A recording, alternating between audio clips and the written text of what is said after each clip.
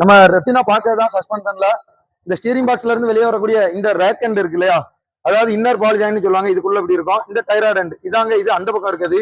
பாருங்க எந்த அளவுக்கு மோசமா இருக்கு அப்படின்றத.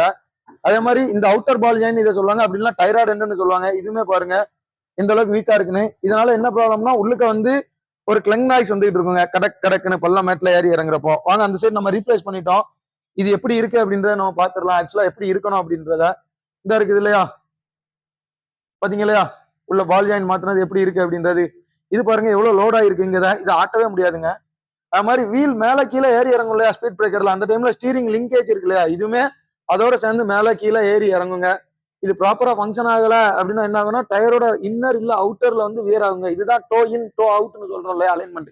இதுதான் இந்த பக்கம் கலெக்ட்ன அந்த சாதனம் இப்படிதான் இருந்துச்சுங்க. ஆக்சுவலா நம்ம நெக்ஸ்ட் வீடியோல பார்க்கலாங்க. இதை பத்தி பெரிய வீடியோ போட்டிருக்கோம்.